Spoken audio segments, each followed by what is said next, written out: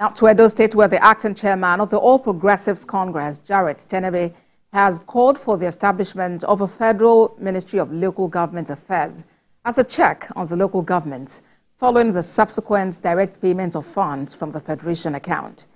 Mr. Tenebe says the establishment of a federal ministry solely dedicated to overseeing the affairs of local governments would ensure that funds meant for development at the grassroots level are properly utilized and accounted for.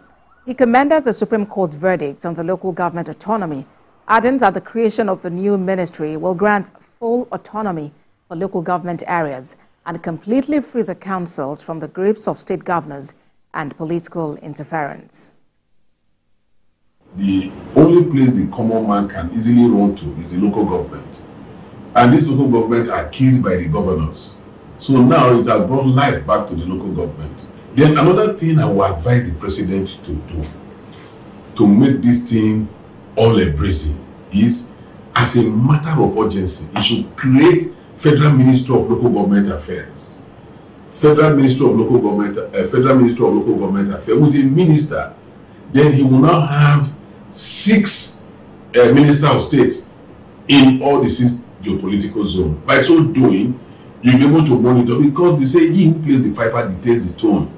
If you are getting money directly from from federal account, you should be able to account. You should be able to be accountable to the federal government that is giving you that money. Let's now turn attention to Plateau State, where the Director General of the National Emergency Management Agency, Zubeida Umar, is seeking strict compliance to the building codes to address the recurring building collapse in the country.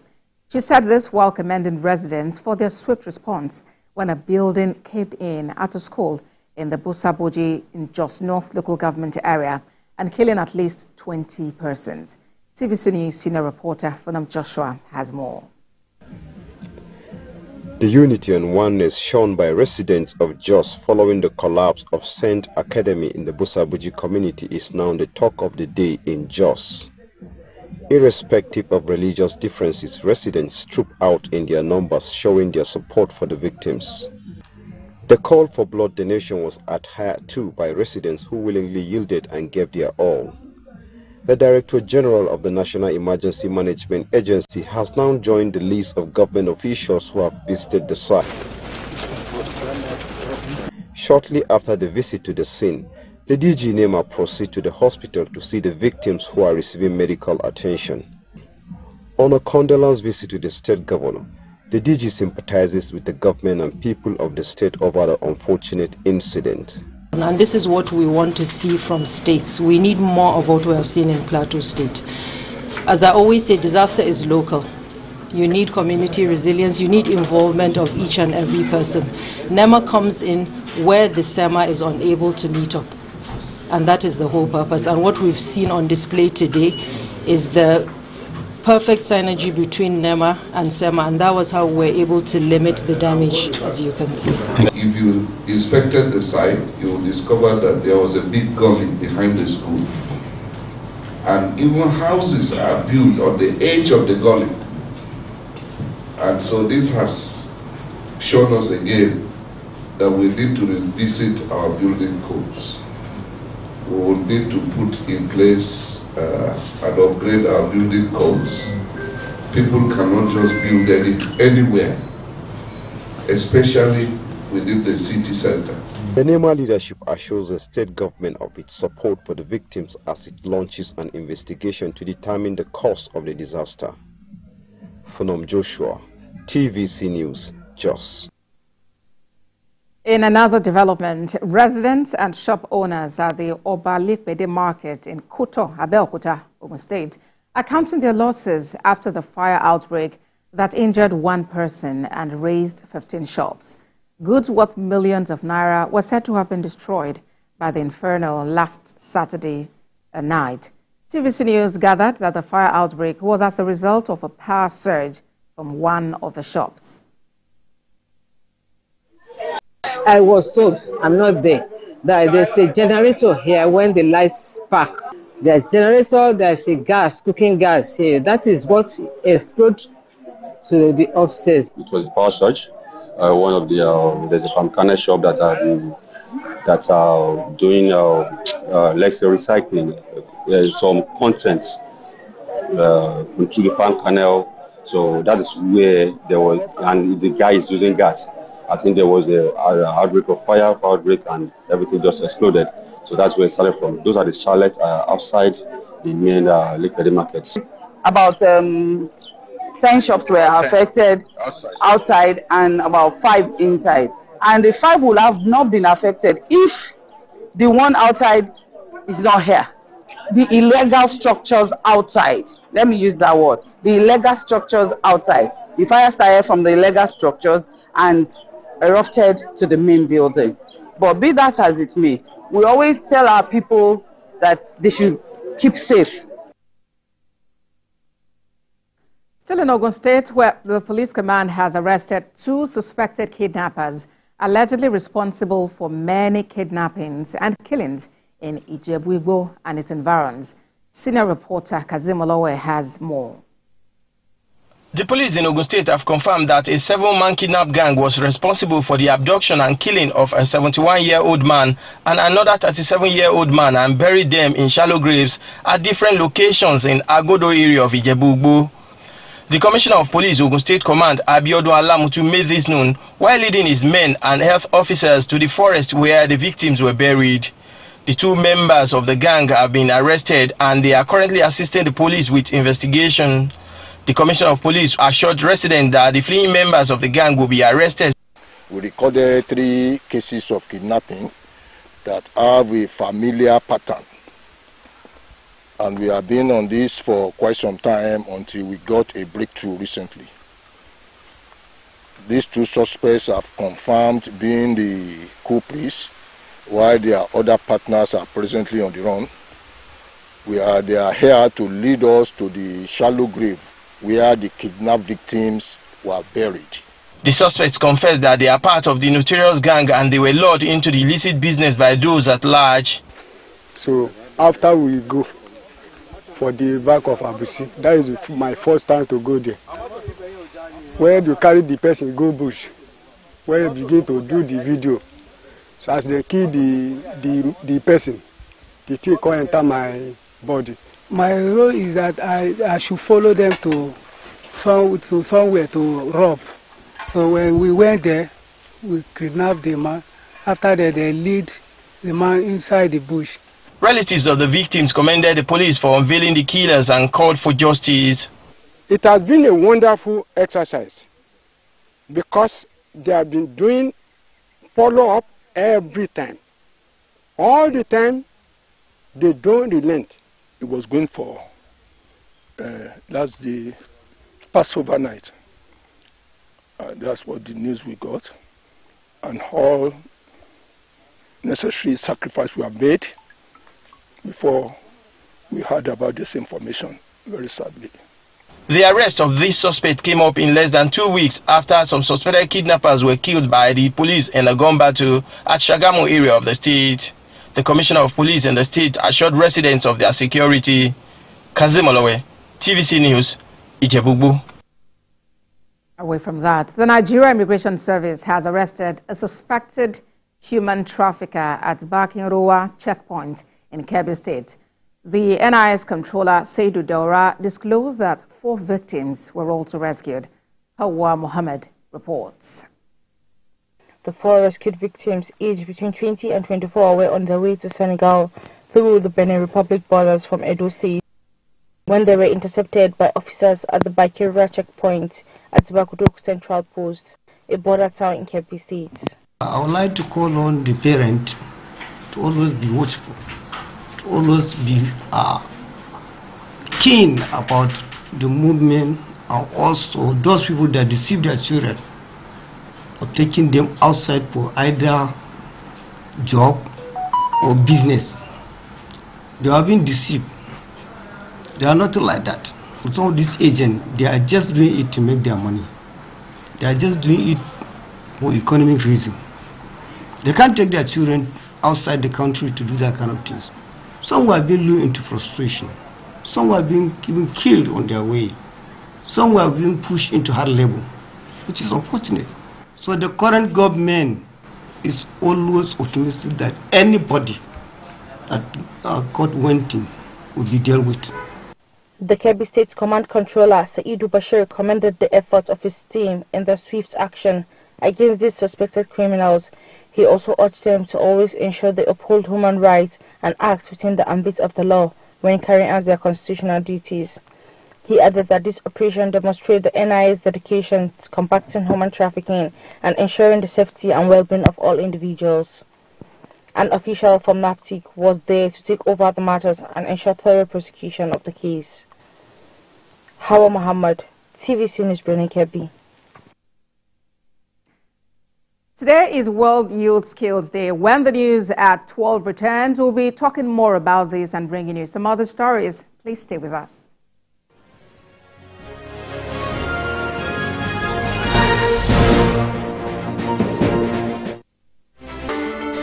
There is always more to a story than the screaming headline. The part of a story that is not told casts a shadow. It's like the part of an object that is not reached by light. On TVC News, I'm able to explore the many angles there are to a story, talking to stakeholders, asking the difficult questions and digging for facts. I believe the viewers are able to make a better decision if they're well informed and understand not just a part, but the complete story. TVC News, first with breaking news.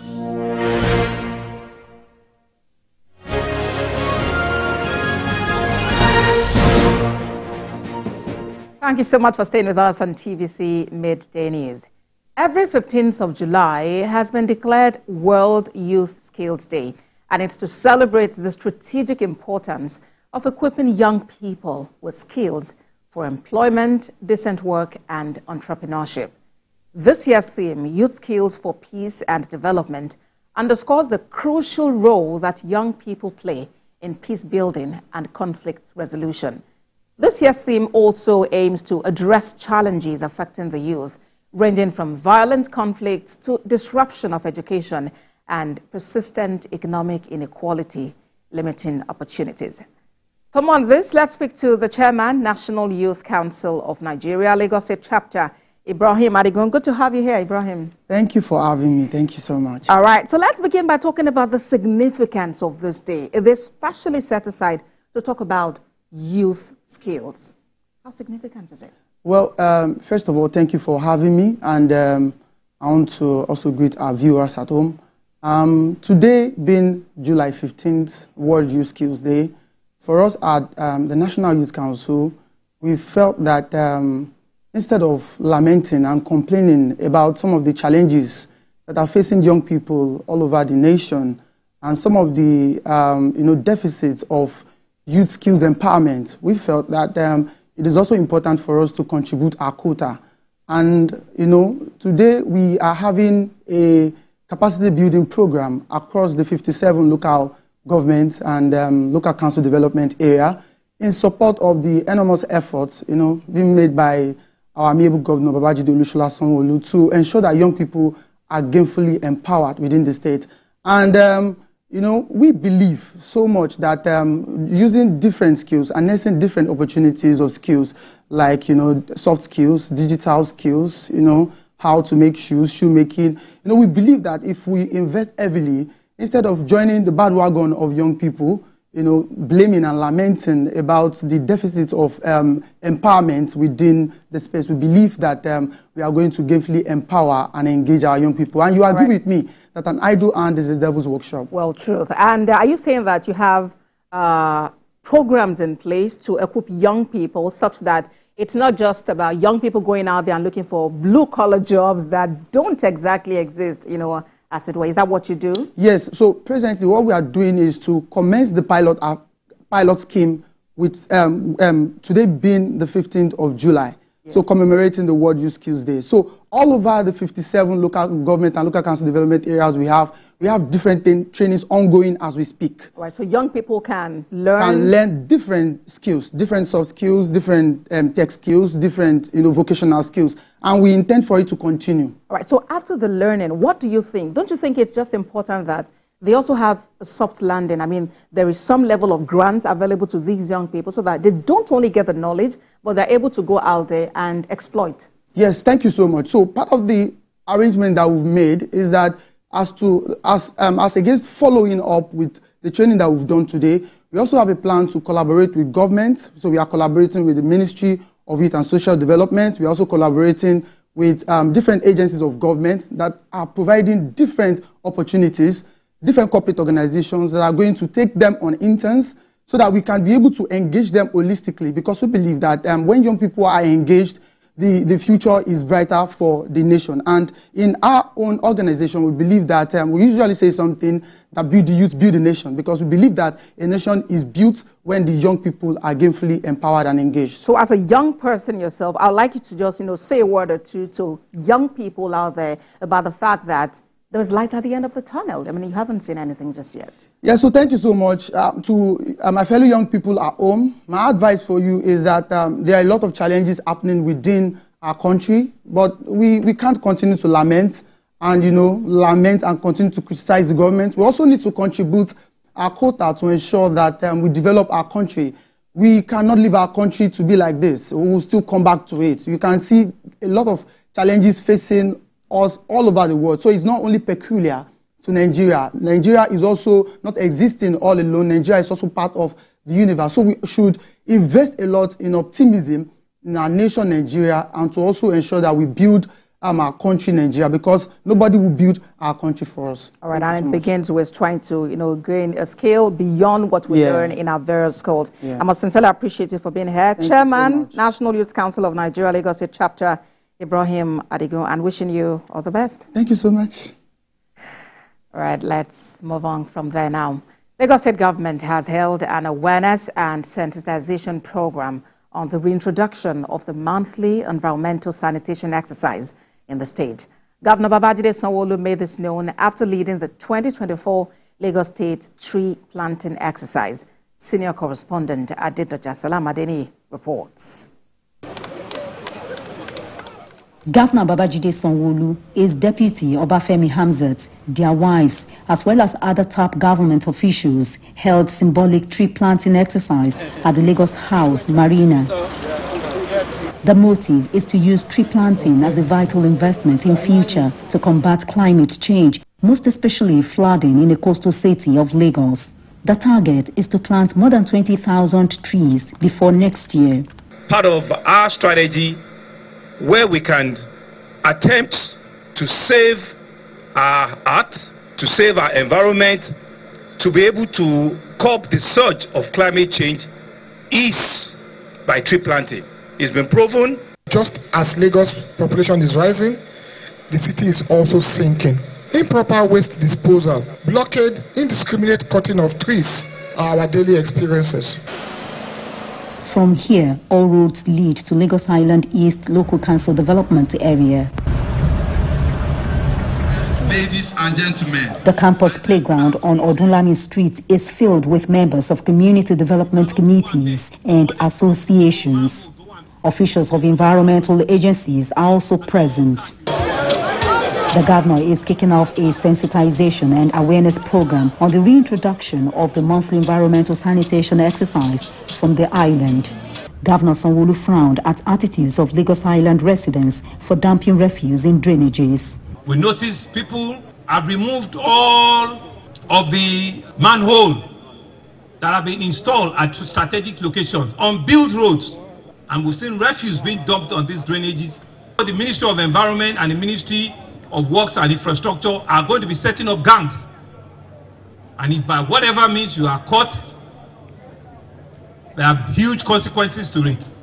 The governor reeled out the importance of the cleaning exercise, which used to take place from 7 a.m. to 10 a.m. on the last Saturday of every month.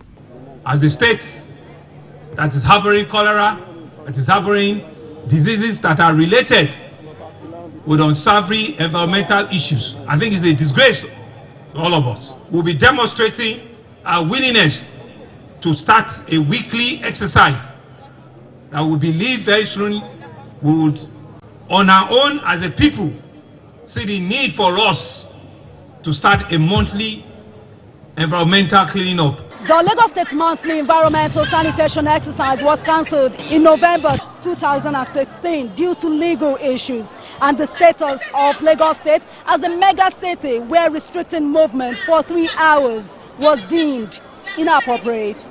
Adedoja, Salam Adeniyi, TVC News, Lagos. Now to other matters. The Olu of Agbowo community in Osun State is appealing to the state government to complete the ongoing electricity project in the area. Addressing journalists, the monarch said the project, when completed, will bring more development to Agbowo community. TVC News correspondent Rafi Hamid has details. Agbowo, a community in Iwo town in Osun West Central District.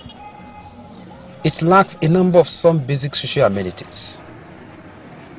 A larger part of the community also lacks access to electricity, which is the reason this transformer was installed here. However, it is yet to be connected to national grid.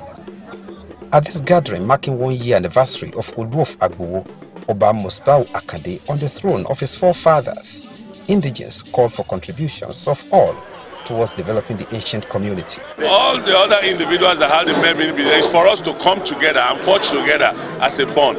Usually development is not a one-man's job, but if we come together as a group, unity, then we'll be able to achieve these things in the next time. With the help of my other colleagues who are members of Yoruba American community, who have been honored with chieftaincy title in the community. So we've all decided that we're going to come up and help with the development of this community as a whole. They promise to do all within their powers to improve the living standard of dwellers. I'm going to do humanitarian job in the community, like helping the widows, the unprivileged children that to go to the school. Our first project here, we are going to have borehole water, at least 3 to start with. So we are looking to renovate the community school too. Oba Musbau Akande used the opportunity to seek assistance of the state government towards giving the community a facelift. The electricity project I have started, I want the state government to help me complete it. Through communal efforts, we have installed some electricity poles and we still need about 40 poles, including wire and transformer. I have sent a letter to the government in this regard, and I hope they will do it. The event was attended by the Osun State governor, who promised to attend to the needs of the community. Rafi Hamid, TVC News, Agbowo, Osun State.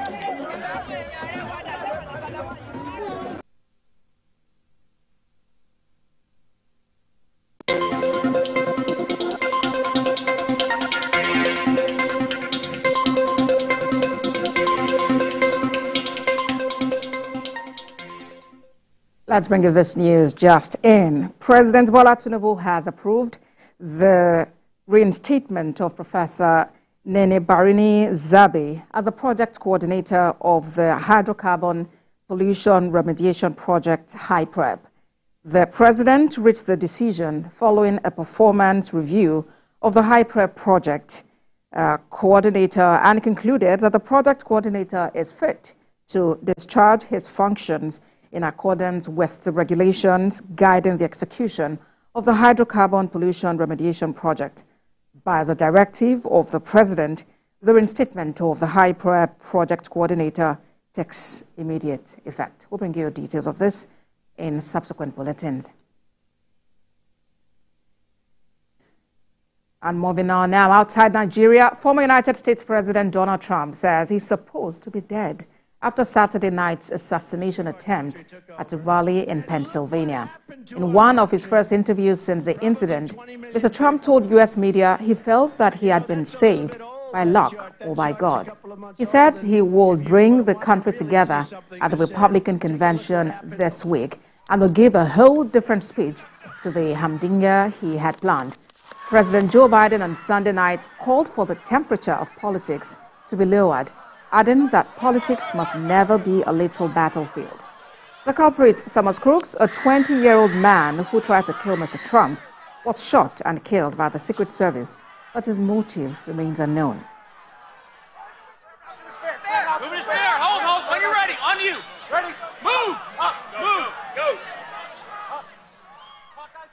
TVC Major News, we thank you very much for watching. For more updates on the stories we are monitoring, please visit our website. It's www.tvcnews.tv. You can also follow us on Facebook, Instagram, and X. Our handle is @TVCNewsNG, and we're live on YouTube at TVC News Nigeria. Thank you again for watching. I'll be here at the top of the hour with more updates. Please stay with us.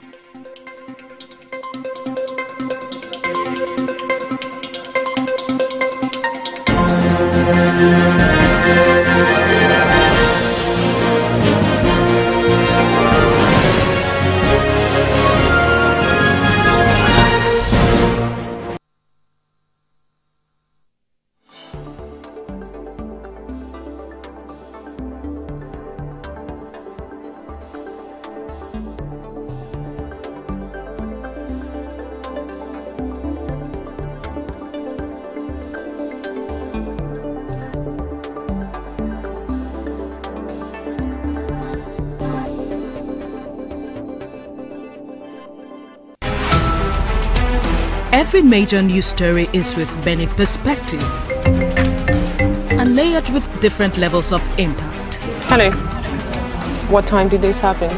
We will be right there.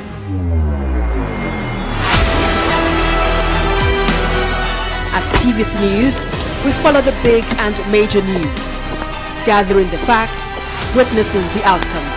I am here live at the aftermath of the approval of the new national minimum wage. We are TV Station of the Year, not just for breaking news, but for being first, fair and accurate. TVC News, first with breaking news. Have you had a hard time with taxes and understanding tax administration in Lagos State and the complex nature of Nigerian tax law? Do you know what agency or tier of government collects the various types of taxes? Have you ever found yourself asking any of these questions? Join us for your favorite program, The Tax Talk, your infotainment program. From the valleys through the hills to the riverbanks of Kogi State, we bring you update on the developmental and economic activities of the Kogi State government under the leadership of Governor Ahmed Usman Ododo on Confluence States Today. From road construction to infrastructure, health and human development, we take you on a journey around the 21 local government areas of Kogi State on Confluence States Today. Kogi State is moving forward. Our people are enjoying the true dividends of democracy. Confluence States Today, showing on TVC News at this time.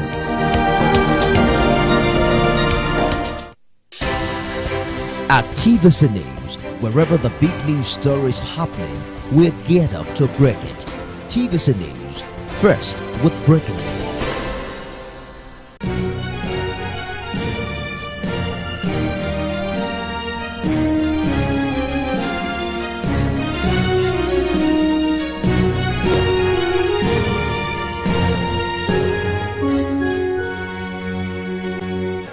Welcome to Labour Lens. I am Sharon Ijason. On this week edition of the program, we'll be focusing on the care economy and the workers in that sector. We also have news stories for you. We will be right back.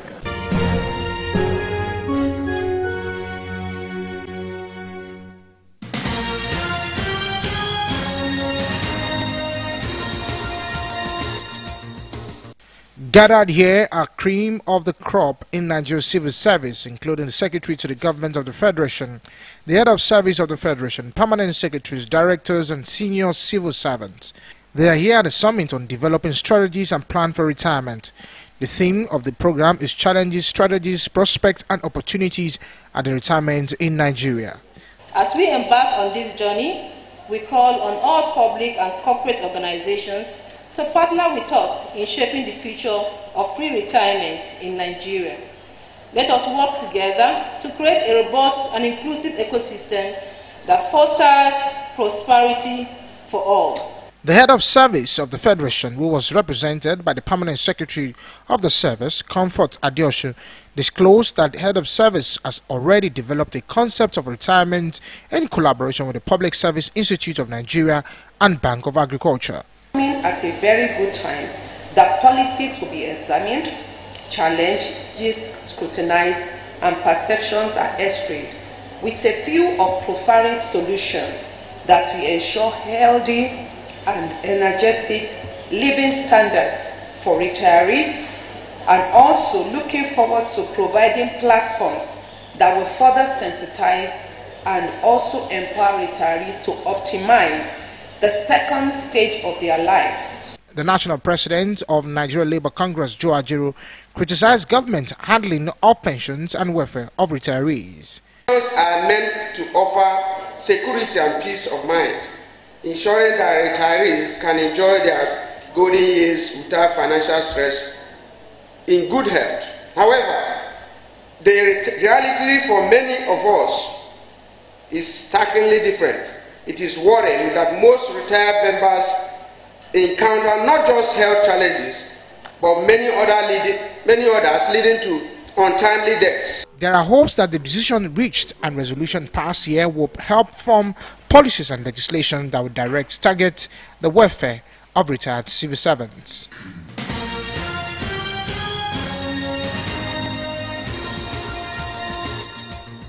The inauguration of the Forum of the Global Coalition for Social Justice is structured as a continuation of the ongoing collaborative efforts initiated by partners on a thematic development.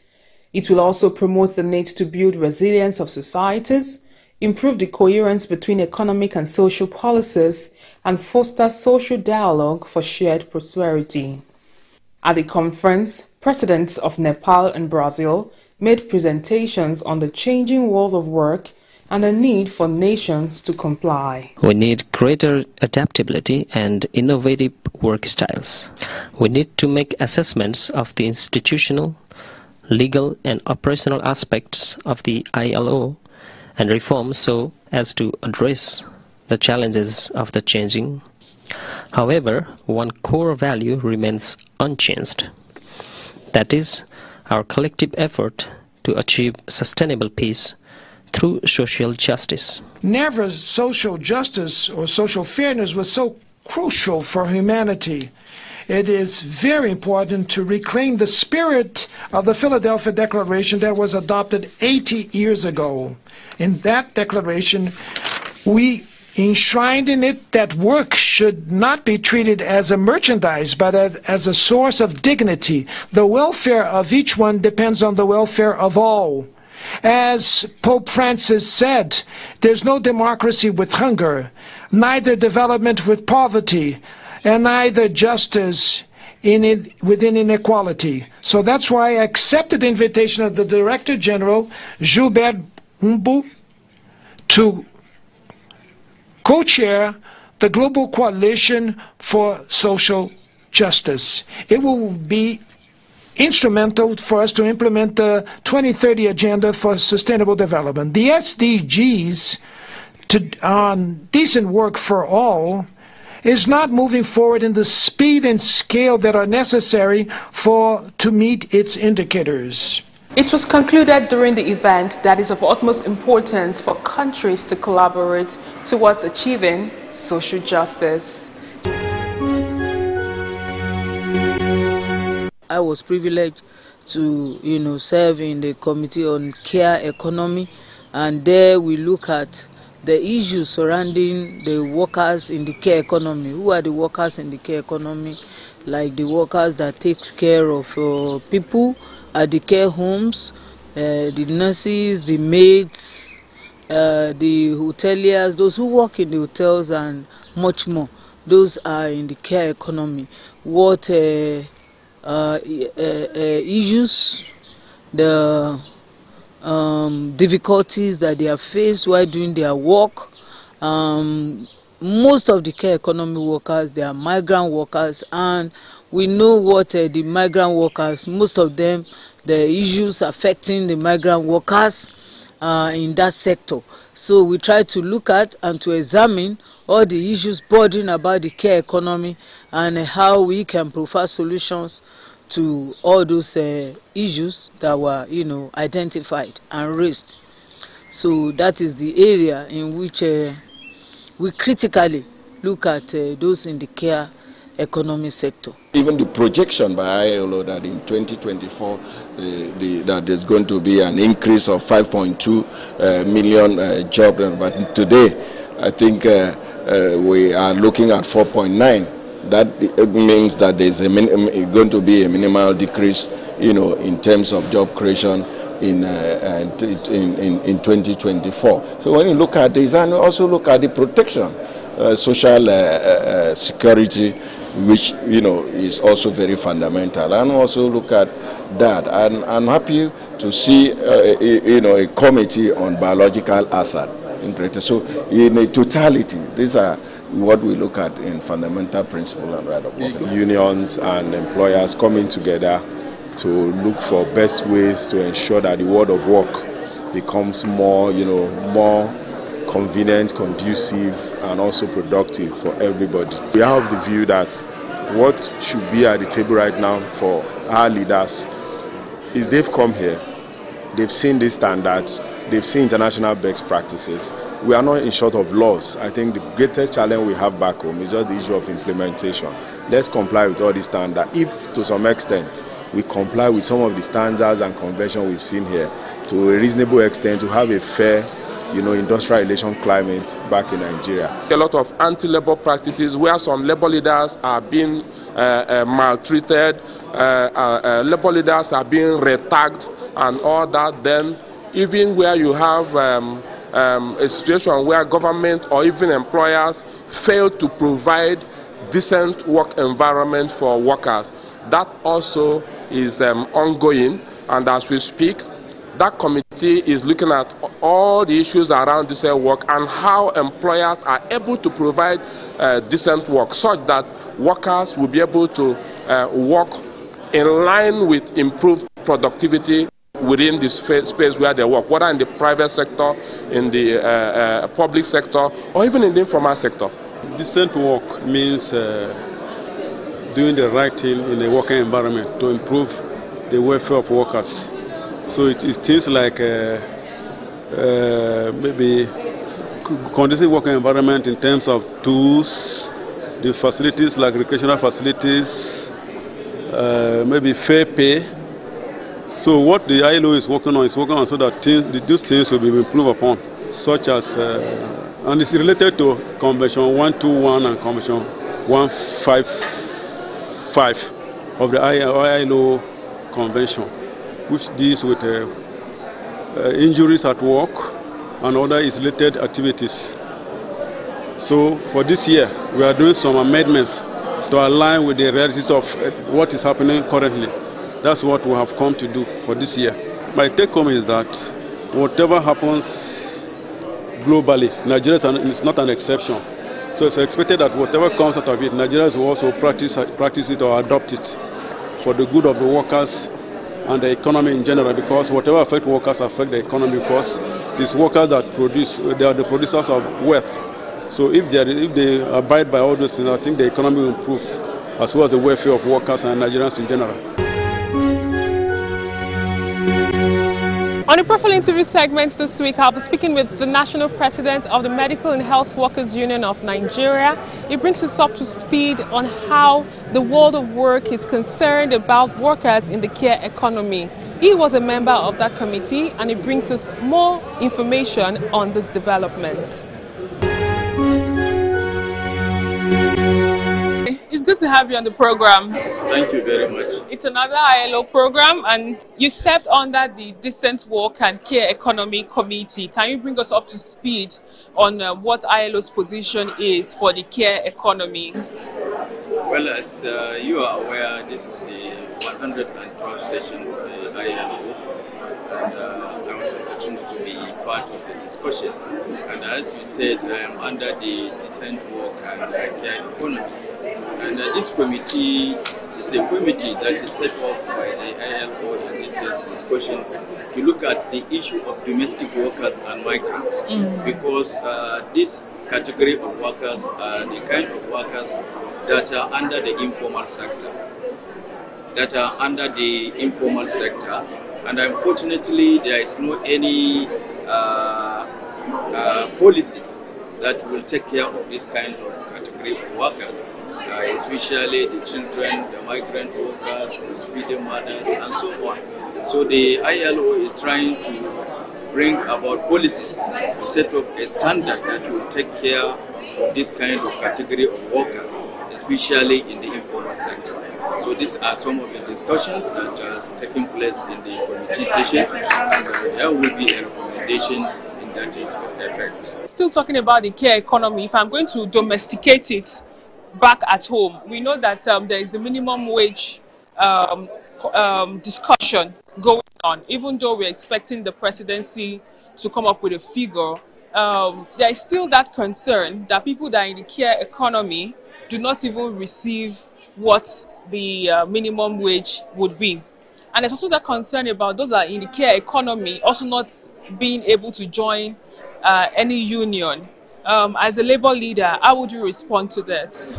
Well, first and foremost, let me say that as part of the discussion during the minimum wage committee, this issue was brought about in Nigeria, especially to the fact that we were made to understand that the exclusion for the national minimum wage is about 20 workers below.